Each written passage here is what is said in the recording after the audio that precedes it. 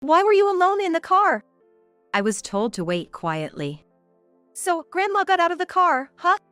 How long were you in there? I dunno. About one cartoon's worth. It seems my mother-in-law, on a sweltering day, left my daughter in the car and went into a motel with her lover.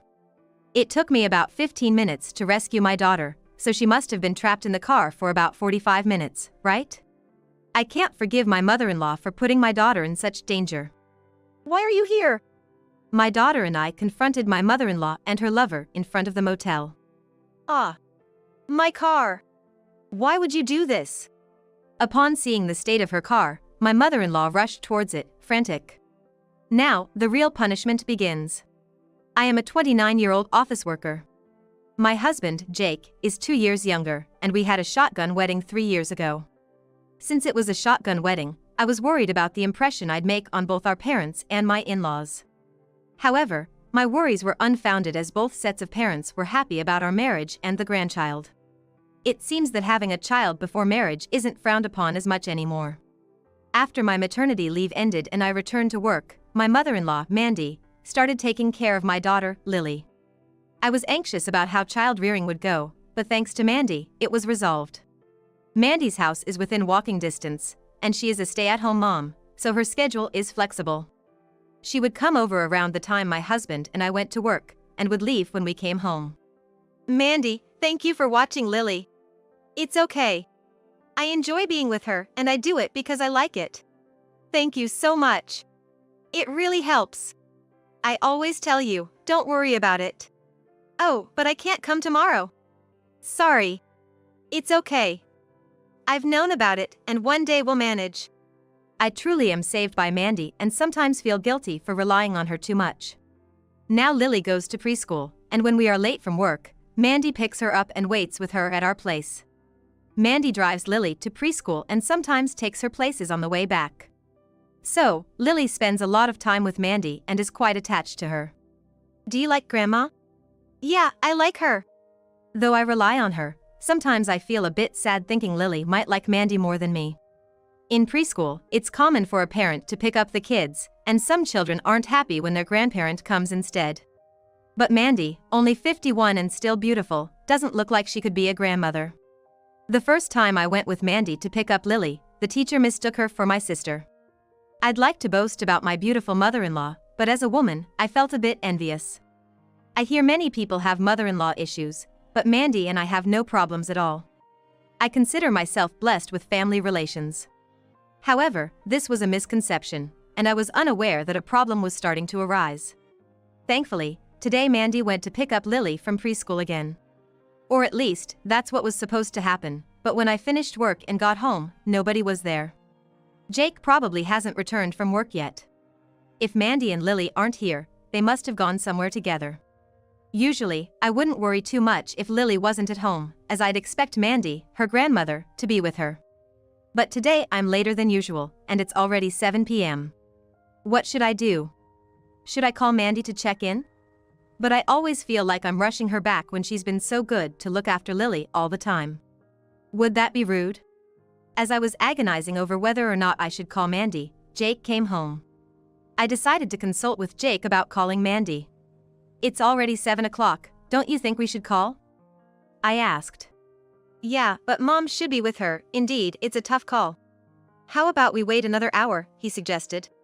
Both of us felt hesitant to call Mandy right away, so we decided to wait a little longer. Then, 30 minutes later, Mandy and Lily came home. We're home. Look!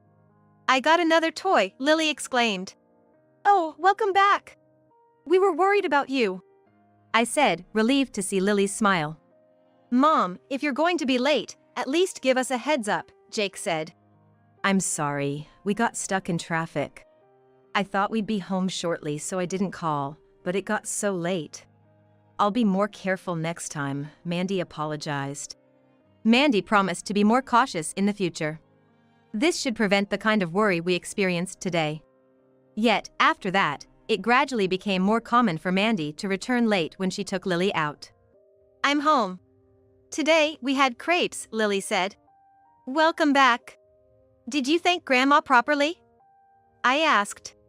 Lily seems to enjoy her outings with Mandy, but recently it's becoming a source of anxiety for me. Mom, I've told you to let us know when you'll be late. Jake said. What's the big deal if we're a little late? I want to spend time with Lily too, Mandy retorted. Mandy, I truly appreciate you looking after Lily. But could you please answer the phone when we call? I tried calling several times today. I mentioned. Well, sometimes I don't notice the phone, or I might be driving and can't answer, Mandy explained. That's true. I'm sorry. I said, wondering if I had spoken out of turn. Mandy seemed a bit upset. Not wanting to spoil our relationship, I reflexively apologized. It seems Mandy doesn't intend to worsen our relationship either, and she said she'd pay more attention before leaving. Curious about where Mandy often takes Lily until late, I asked Lily about it. Lily, where do you usually go with Grandma? I inquired. The mountains? The castle? I'm not getting much from the conversation. Information from a 3-year-old can be vague. Maybe they're going for drives in the mountains or visiting amusement or heritage sites. Do you enjoy your outings with Grandma? I like it because she buys me lots of things, Lily said. Is Lily's affection tied not to Mandy's company but to the things she gets? The more I ask, the more mysteries arise. Don't you have fun going to the mountains or playing in the castles? I prefer watching cartoons. Even though Grandma drives you around, let's try to cut down on the cartoons, okay? She's not driving. I watch while waiting for Grandma. Wait, Grandma leaves you in the car?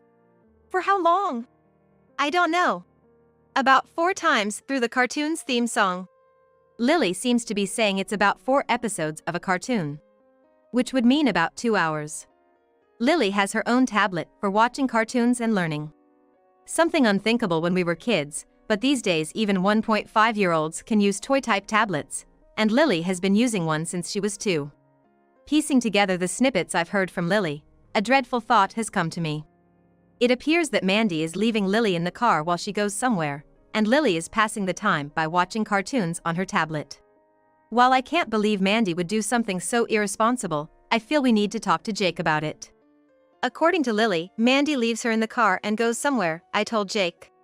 I can't believe it. Would Mom do something like that? But if it's true that she's leaving Lily in the car, that's concerning.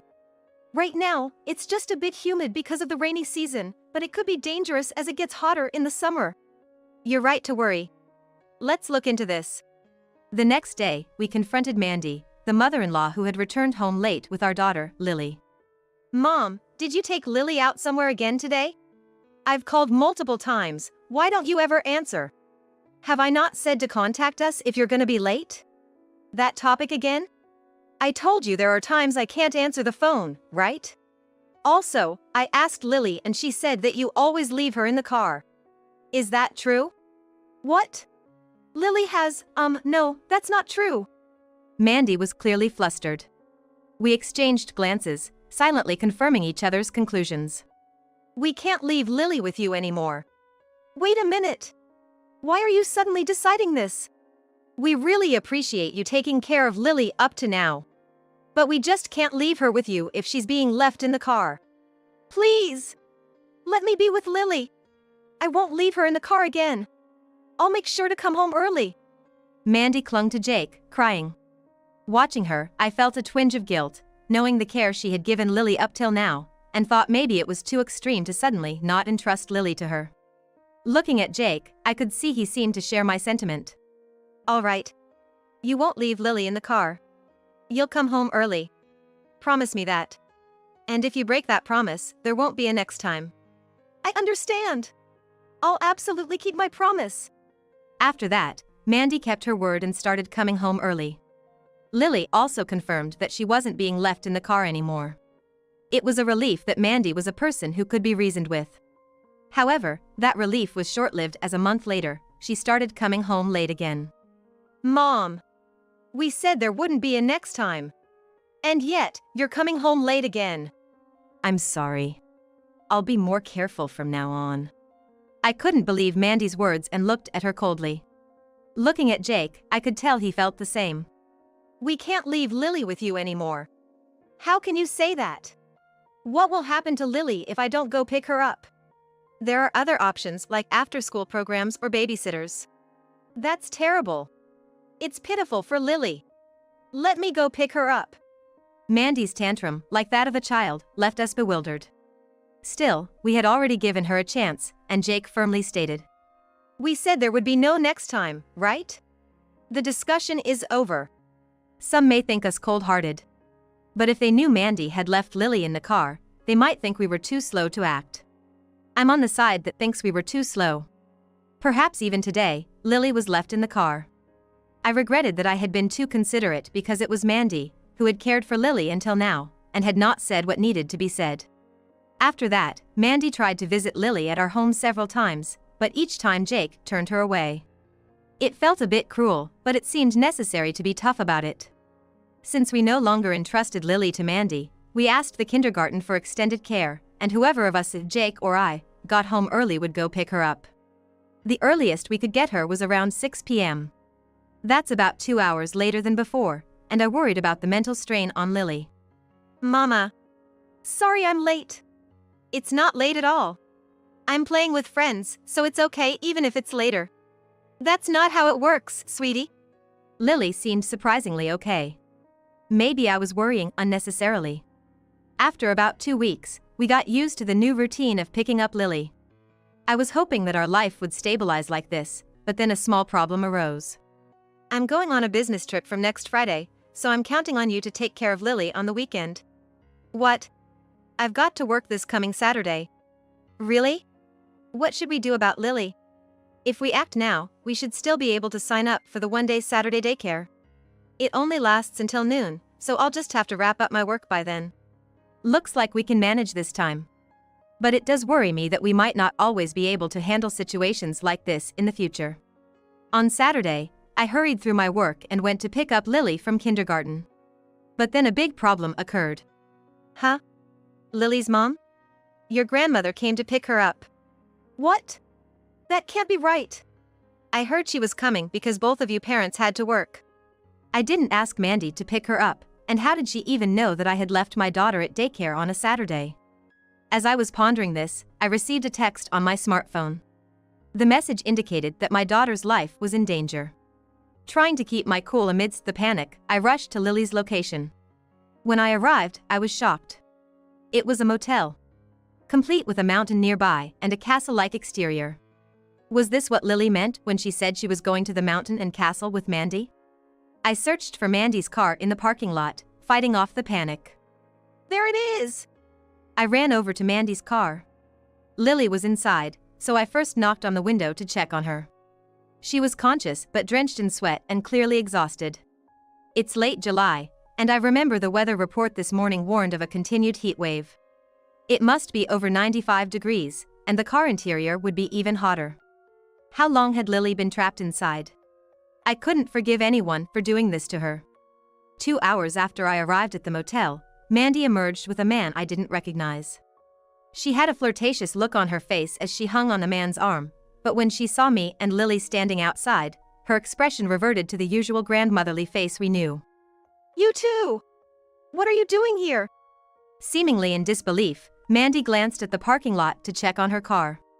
Seeing her car with shattered windows, she became hysterical. Oh no! My car! Why would you do this? There was no need to break the window. Mandy seemed oblivious to the gravity of her actions. To avoid further scenes, I made sure Mandy understood Lily was safe, then asked the motel staff to take Lily to their staff room. After ensuring Lily was safely inside, I let Mandy have it with all the anger I could muster. I had to break the window to rescue Lily as quickly as possible. When I found Lily in the car, barely responsive, I knew there wasn't a moment to lose. I threw a softball-sized rock at the driver's side window, the farthest from where my daughter was seated, and shattered it. Even though it was necessary, breaking the car window is something you don't expect to do every day, and my heart was pounding. Of course, the motel staff came running to see what the matter was. Initially, they were wary of me as a potential intruder, but after seeing my daughter's condition, they listened to my explanation. Once they understood the situation, they took us to a cool staff room and provided Lily with a cold compress and juice. Lily, are you okay? Yeah, I'm fine. Can I have more juice? She perked up quickly after cooling down. I nearly burst into tears of relief. I'm so grateful to the kind motel staff. Now that Lily had recovered, I asked her what happened. Why were you alone in the car?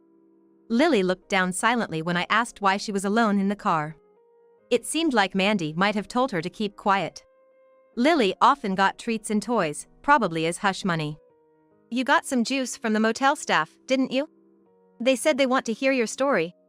Grandma told me to wait quietly. Lily answered in a small, anxious voice without looking up. Don't worry, everything's going to be okay. I'll make sure you won't get scolded for this. How long were you in the car? For the duration of one cartoon. So, after watching that cartoon, you contacted me, right? Yeah. It took about 15 minutes for me to receive the email and arrive at the motel, so Lily was probably trapped in the car for about 45 minutes in total. At first, the air conditioning had kept the car cool, but as the engine was turned off, the interior must have gradually heated up. Lily must have sent me a SOS text after she couldn't stand the heat inside the car once the cartoon had finished. It was an extremely hot day, and the car could have turned into an oven in minutes, but fortunately, the car was parked in the shade at the motel, which seems to have kept the air somewhat cooler.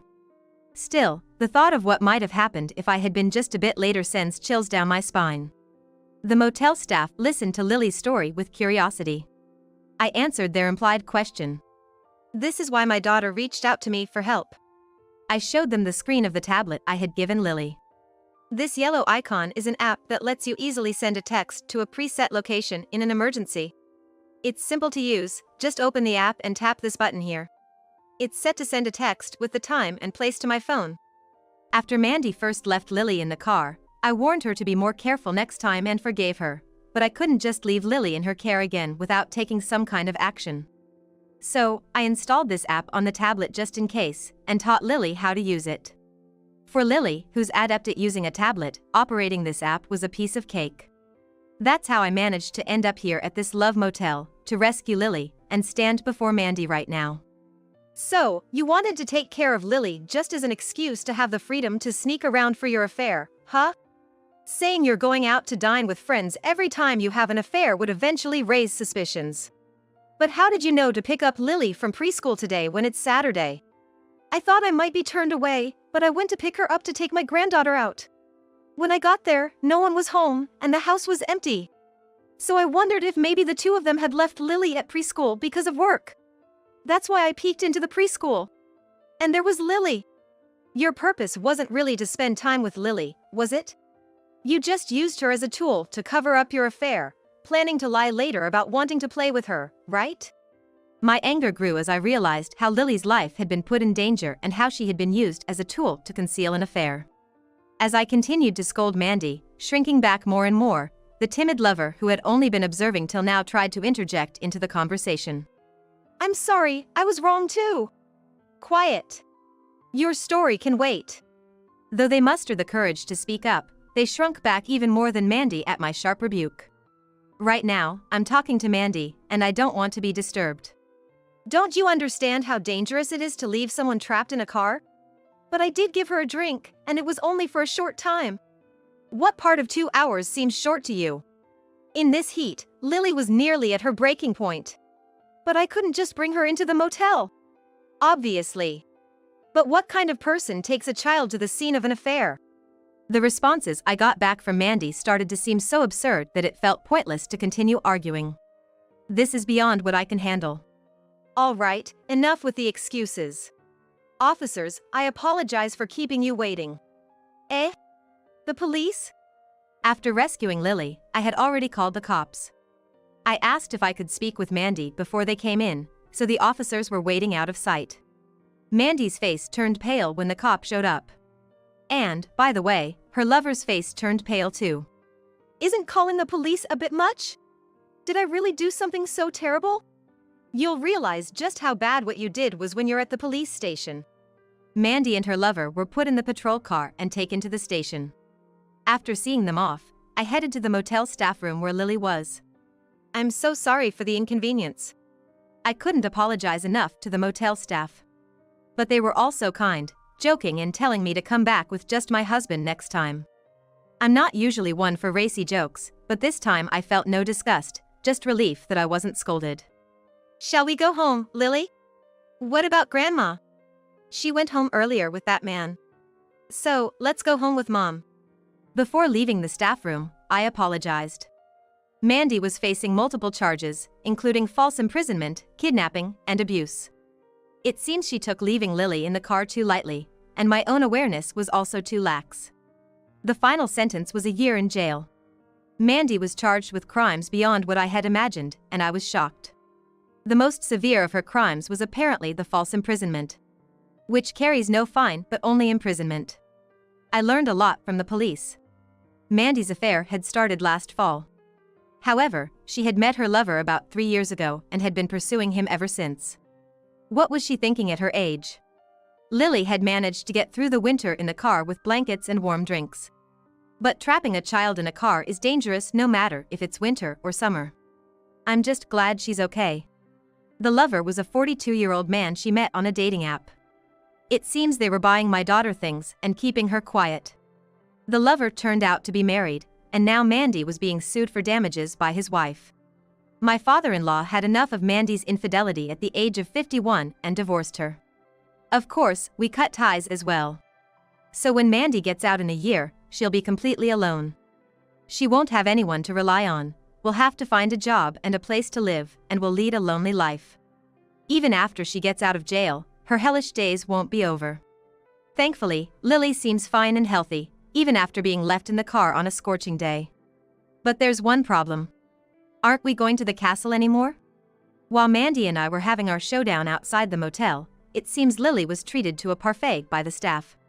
She wants to go back to the castle because she wants that parfait again. What kind of parfait was it? It was this big, with a cherry on top. Well then, let's go get an even bigger parfait. The one that's covered with strawberries on top. That's how I always manage to distract her. I'm praying she'll forget all about the castle by the time she's older. Also, this incident has made me reflect on the need to treasure Lily more. So, I quit my job and switched to part-time work. Now I have more time with Lily, and we're enjoying peaceful, fun days.